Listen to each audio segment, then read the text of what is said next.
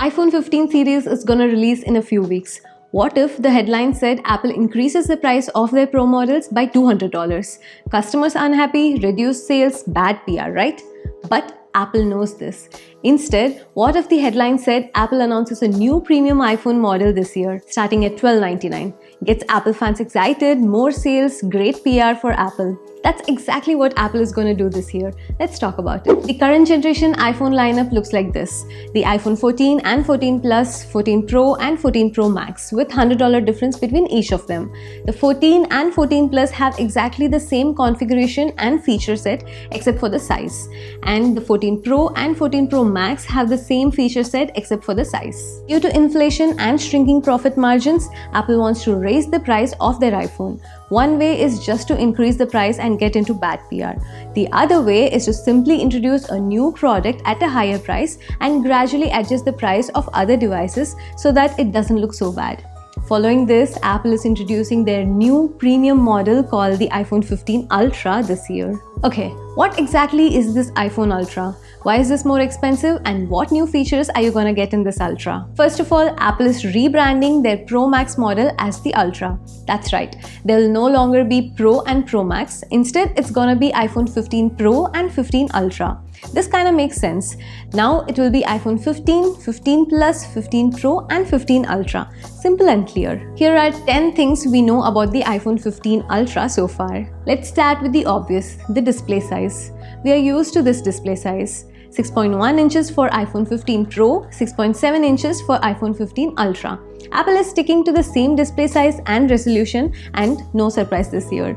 But nevertheless, this is a difference between the Pro and the Ultra. In terms of processor specs, the 15 Ultra will get the Apple A17 Bionic processor, which is based on a 3nm technology. The A16 was a 4nm processor. This means we'll see significant improvement in performance this year.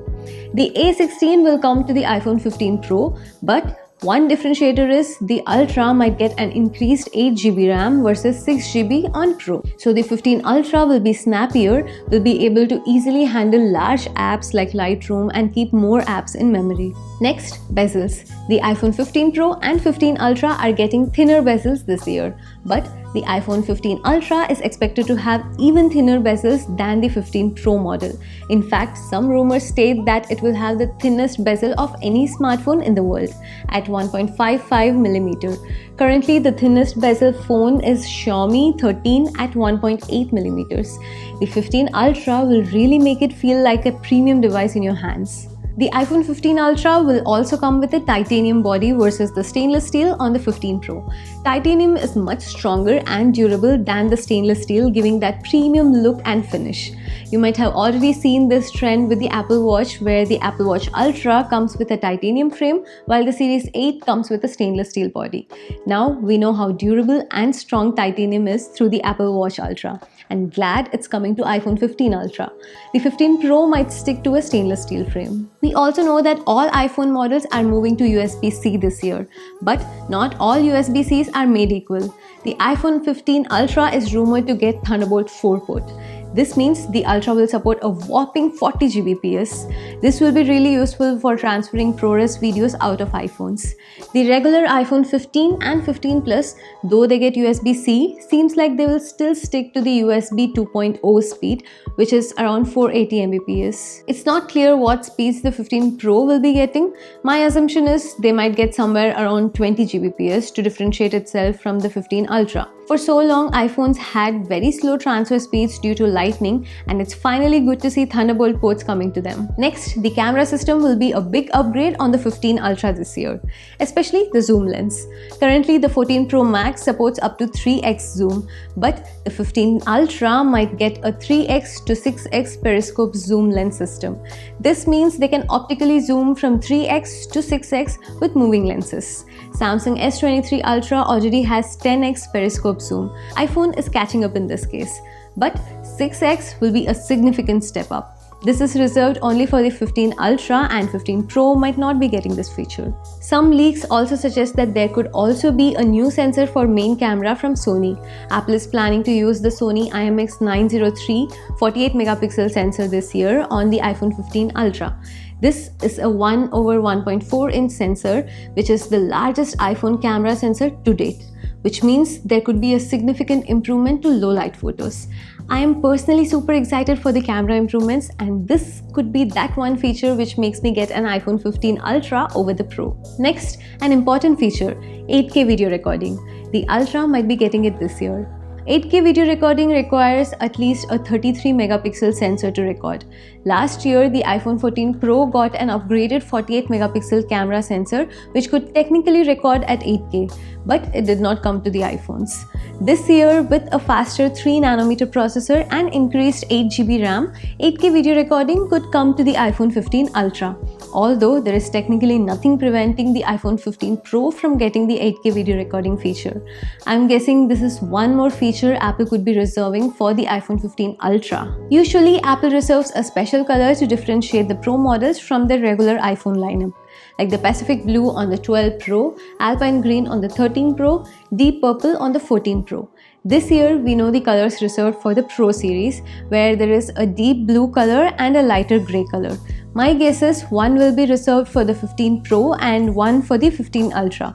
We do not know exactly at this point, but the color looks great, especially the new lighter grey. Since the 15 Ultra is coming with a Thunderbolt 4 port, and since Apple is also marketing this as a niche device, there could be more Thunderbolt related feature coming to the 15 Ultra alone. The increased data transfer speed being one of them, we could also get increased charging speeds exceeding 35 watt to the Ultra. It wouldn't be surprising if we get a display mirroring option through Thunderbolt for the 15 Ultra as well. When you call a device an ultra productivity device, storage is an important part. The 15 Ultra will get a higher base storage of 256 gigs, up from 128 gigs from last year. It will also support up to 2 TB of max storage to support those large ProRes video recordings. Apple charges a whopping $500 extra for 1 TB model today. It makes me dizzy even to think what Apple might charge for 2 TB Ultra model this year. But increasing the base storage to 256 GB is a good move. 128 GB starting storage for a $1,000 plus device in 2023 is a crime. Now, the good part, at least for Apple. With all those reserved new features for the Ultra, Apple can now charge you more than what it charged you for a Pro Max model last year. The initial rumor is the iPhone 15 Ultra will start at $1,299, a $200 increase from the 14 Pro Max last year, which started at $1,099. Pricing is one thing which Apple can change even at the last minute, so take this with a grain of salt. But what's assured is the iPhone 15 Ultra will definitely cost more than the 14 Pro Max starting price. One last thing to know. Since there seems to be a delay from Sony's side on providing the new camera sensors, the iPhone 15 Ultra could see a delayed launch date compared to the 15 Pro and regular models. We have seen this before with the 12 Pro series, where the Pro Max model launched 20 days after the 12 Pro launch. You'll have to wait a little longer to get your hands on the iPhone 15 Pro Max. The iPhone 15 Ultra this year. That's about it for today's video. Hope you enjoyed it. Let me know in the comments which iPhone 15 model are you most excited about. Please subscribe if you haven't already. See you in the next one. This is Anjana. Bye bye.